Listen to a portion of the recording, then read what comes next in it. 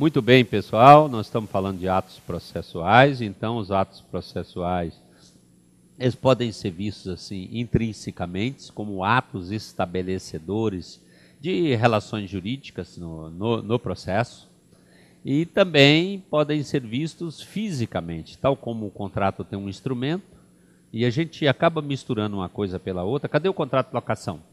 Pode ser que eu não tenha como palpá-lo, foi feito verbalmente. Não, mas de um modo geral eu tenho documento escrito. Aqui também.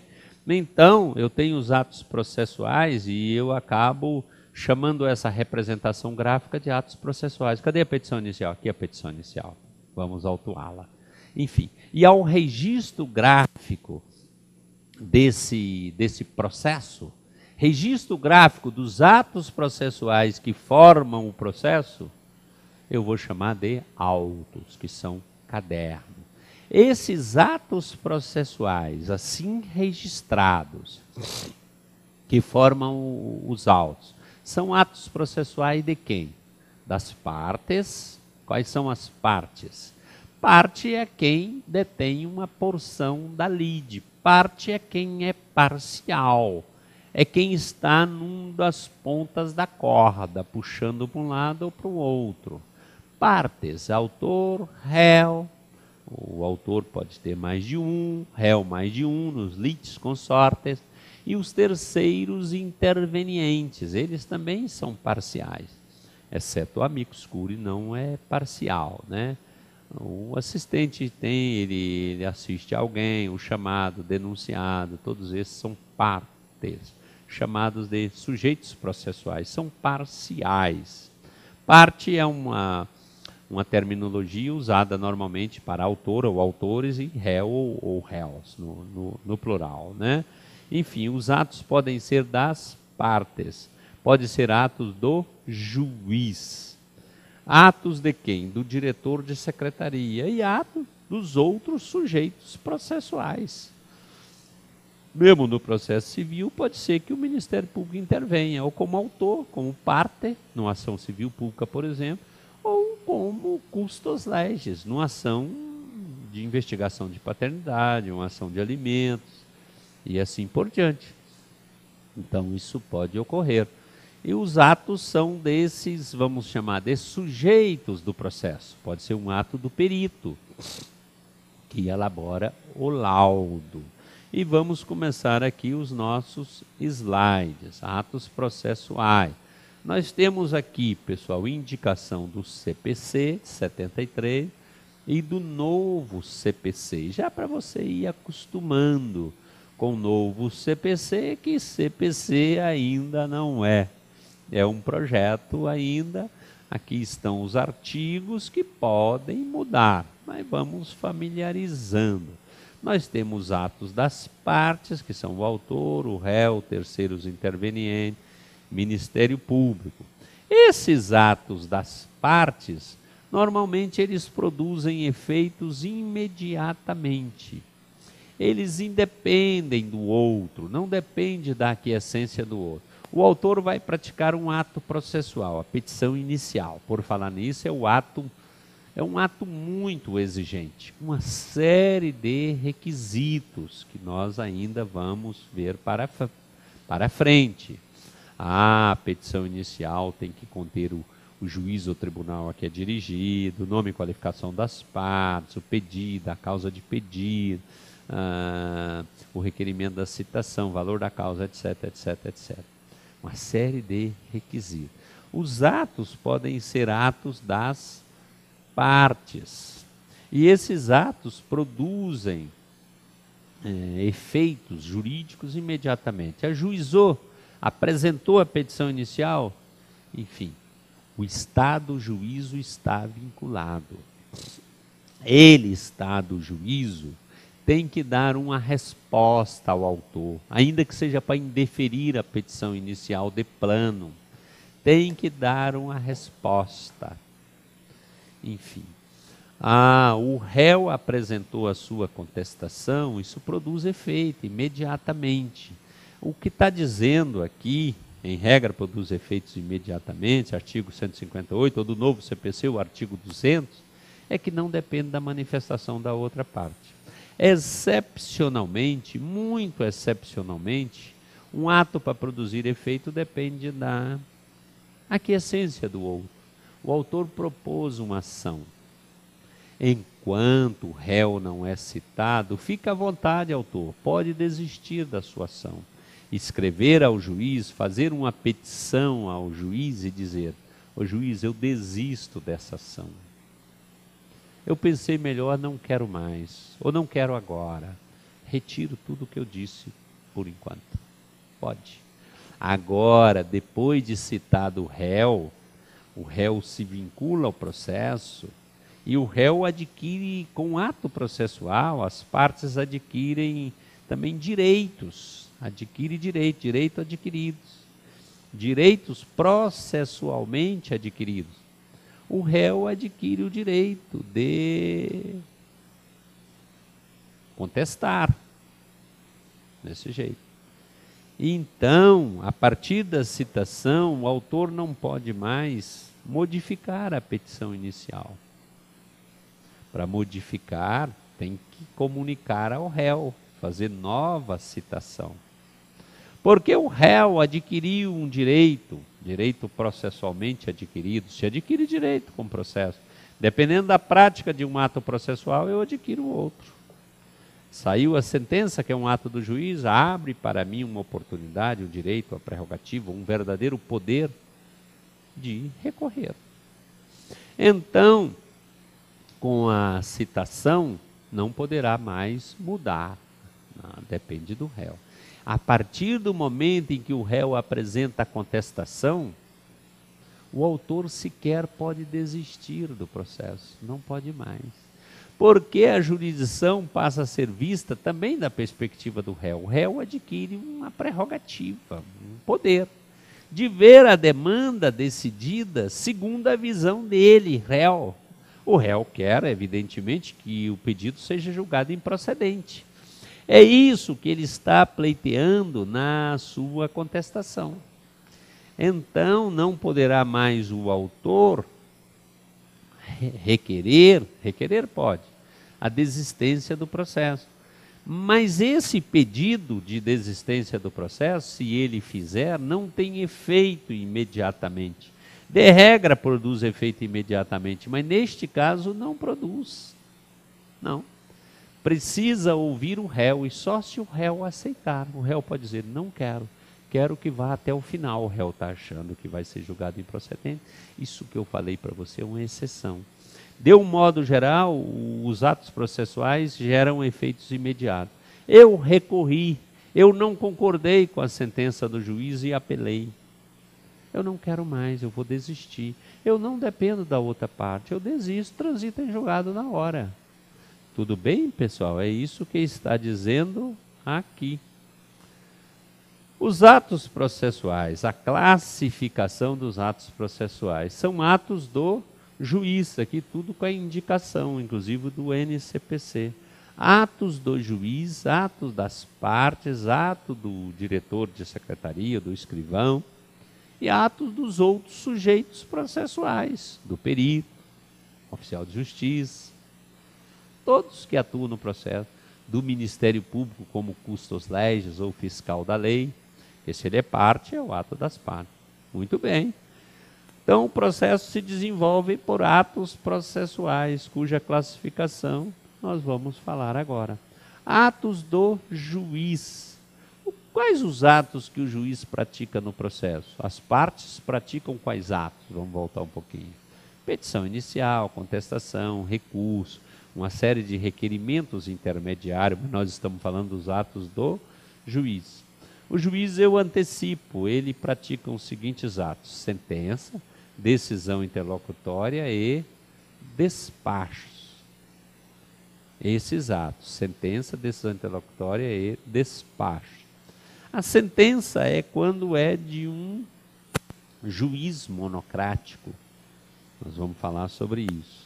Pode ser que a definição da lide venha no recurso. E aí é um acórdão, que é de órgão colegiado, chama-se acórdão. Muito bem. Sentença é o ato processual de juiz. O que é sentença? Bem, na redação do atual CPC, sentença é o ato pelo qual o juiz põe termo ao processo decidindo ou não o mérito da causa. Eu faço uma retificação. Isso aqui era a redação original. Hoje já não é mais assim. Hoje, na sentença não é o ato que põe termo ao processo. Era assim. Antes, a sentença punha termo ao processo, julgando ou não o mérito. Extinguiu sem julgamento do mérito. Extinguiu com julgamento do mérito. Tudo era sentença. Nessa época, a coisa aí de 6, 7 anos, o processo não era sincrético. Ou seja, vinha a sentença, falava que você tem que pagar 10 mil reais. Aí o autor teria que começar um novo processo, o processo de execução. Então punha fim ao processo de conhecimento, por exemplo, pois tinha que começar outro. Com a mudança do processo, o processo passou a ser sincrético, ou seja, a execução, o cumprimento de sentença, passou a ser feito como uma fase, aí mudou o conceito.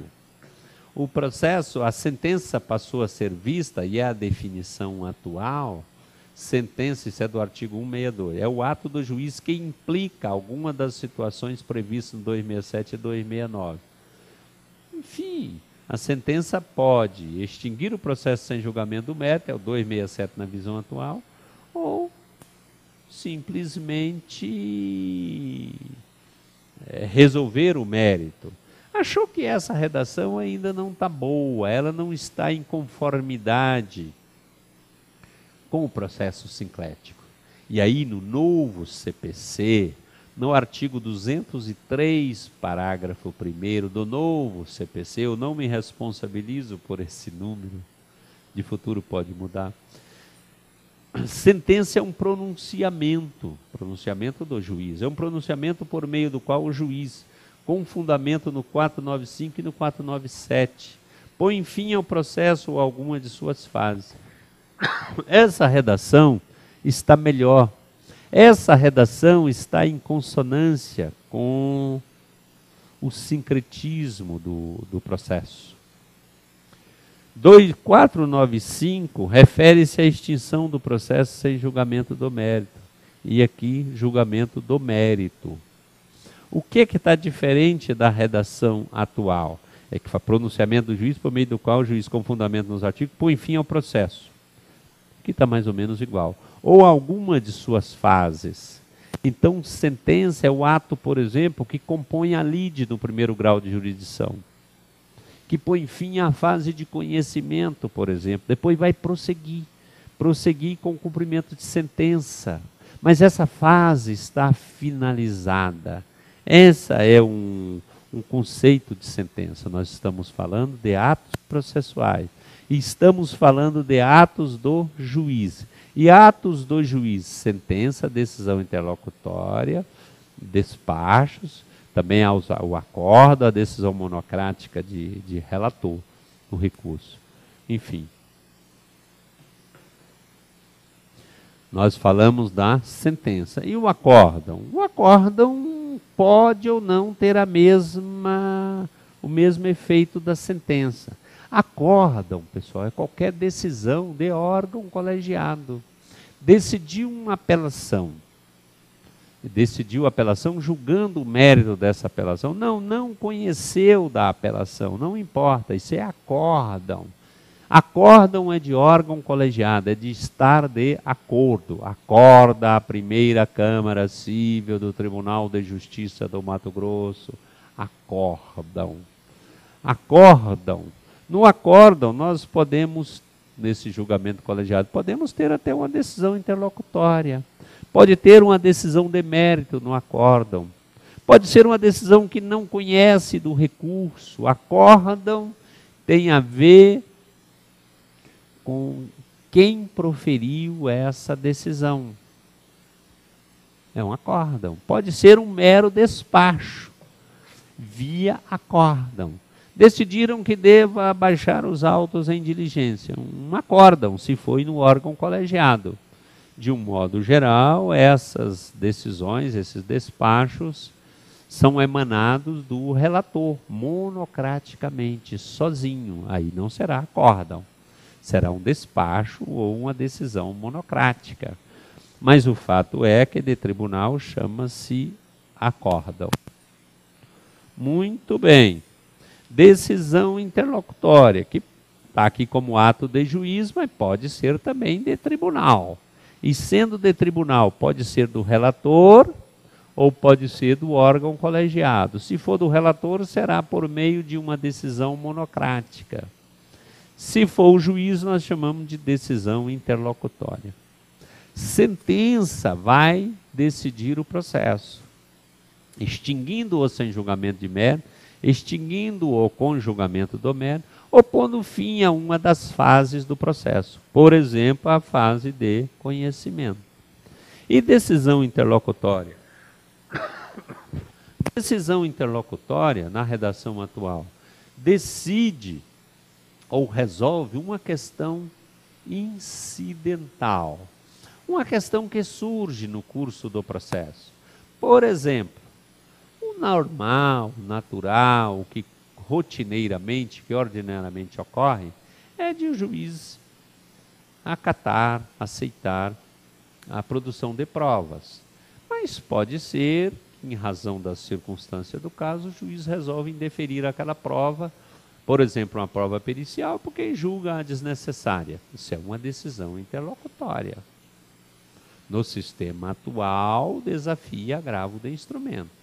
No novo CPC, o tratamento é diferente. Só caberá agravo de instrumento se... Eu estou falando agravo de instrumento, hoje pode ser agravo de instrumento ou retido, dependendo da circunstância.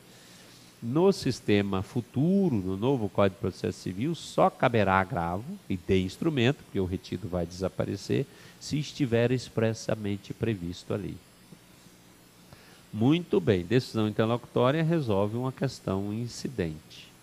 Volta ao exemplo, outro exemplo. Pede-se na petição inicial que se defira uma tutela antecipada, que é uma tutela antecipada, para antecipar esses efeitos da decisão de mérito.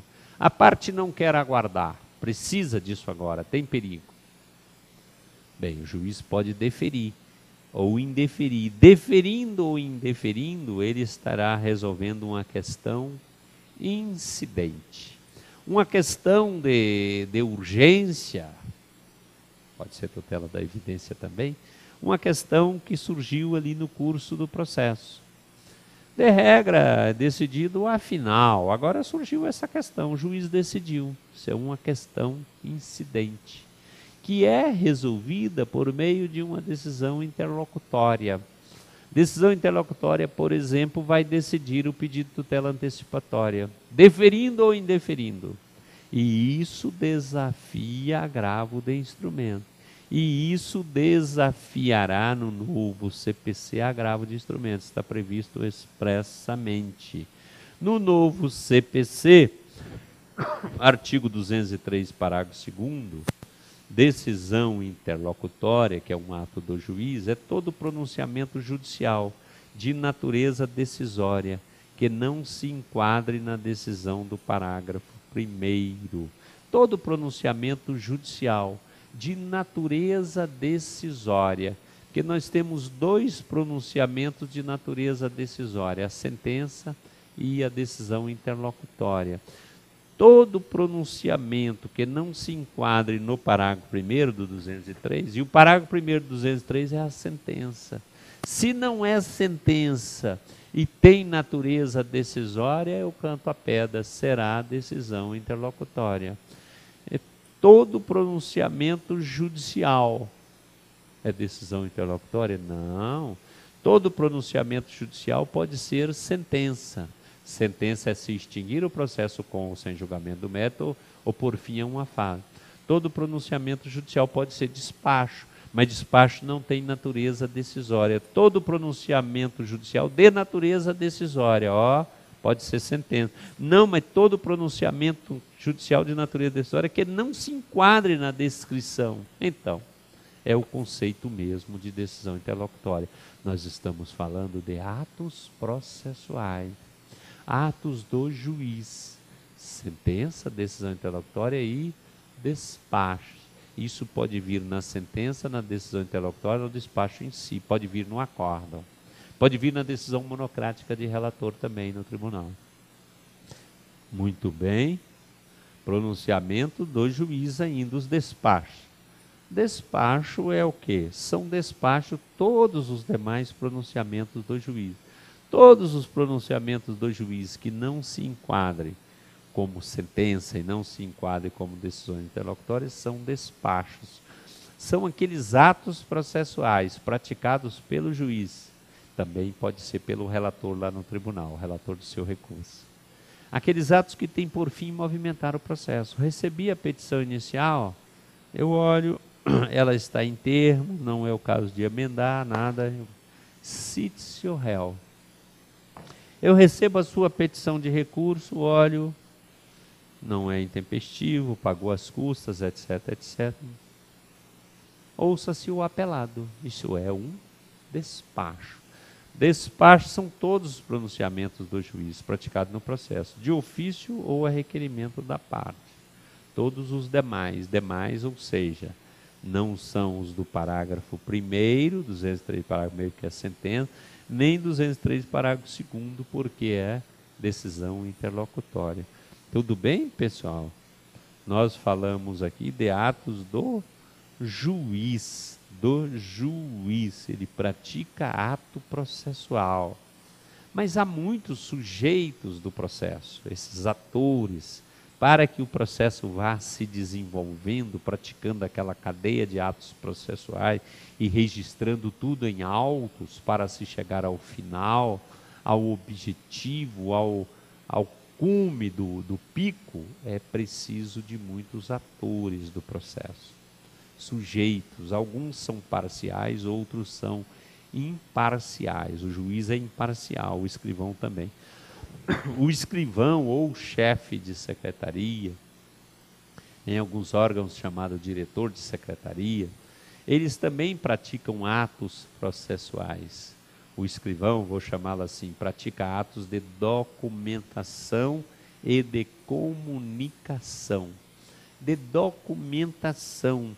Então recebe a petição inicial, distribuiu a petição inicial, protocolou, distribuiu, enfim, manda para a vara para onde foi distribuído, o escrivão vai autuar, vai transformar em autos, tudo lançando certidão nos autos, no caderno.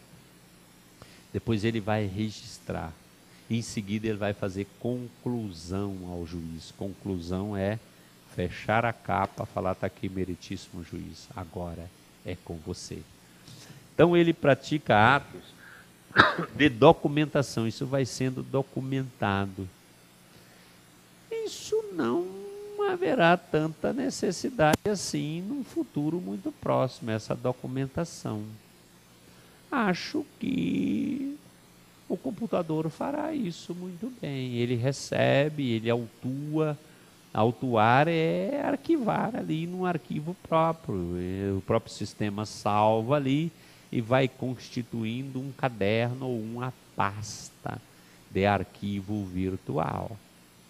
Acho que não terá tanta necessidade. Pode ser que alguém me contradiga, vá, não, mas o escrivão vai ter que ficar entrando no sistema para certificar isso ou aquilo outro. Não sei, creio que vai caminhar por outro rumo.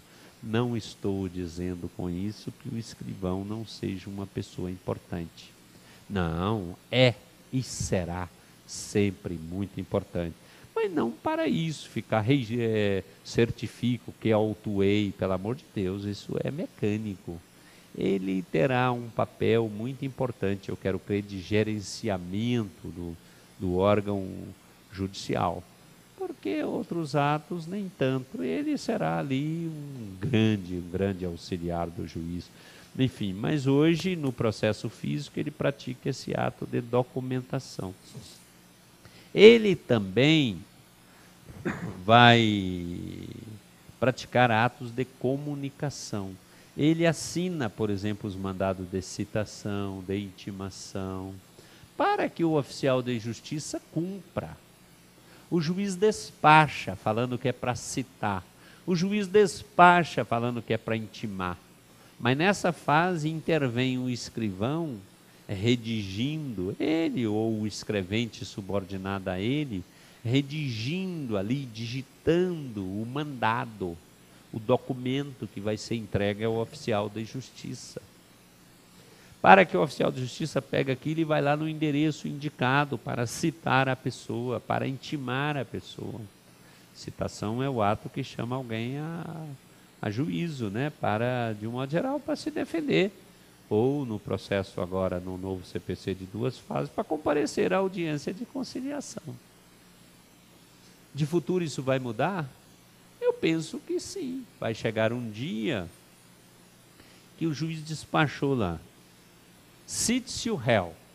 Não precisará do escrivão mais, pelo amor de Deus. Eu não imagino um processo eletrônico, totalmente virtual, que o juiz despacha lá. Isso ele tem que fazer. O juiz tem que entrar no sistema, entrar naquela pasta, naquele caderno virtual, no arquivo, e escrever assim: bem, petição está tudo bem, ele leu tudo, falou: cite-se o réu. Será que precisará também, eu não sei como é hoje, mas do escrivão também entrar nesse arquivo e expedir o mandado de citação? Eu acho que não. Acho que o próprio sistema fará isso automaticamente. O escrivão terá outros atos importantes. Precisará o mesmo que eu estou falando para citação, vale para a intimação. Intimação é o ato pelo qual se dá a notícia de algum ato praticado no processo, ou para que se pratique um determinado ato. Acho que não precisará. O sistema expedirá a citação automaticamente. Essa citação em papel é entregue hoje ao oficial de justiça, que vai lá no endereço. Aquilo que tem que ser feito, é claro, pessoalmente. De futuro isso vai reduzir muito. Com essa universalização, enfim, da inclusão, chamada inclusão digital, as pessoas serão citadas, intimadas, tudo no seu iPad, no seu e-mail, né? Eu penso. Isso é um futuro próximo. Mas o fato é que ainda hoje se expede isso, mesmo no processo virtual. O processo virtual não é totalmente virtual. Se extrai um documento, um papel, ou faz a citação, por exemplo, pelo correio ou pelo oficial de justiça.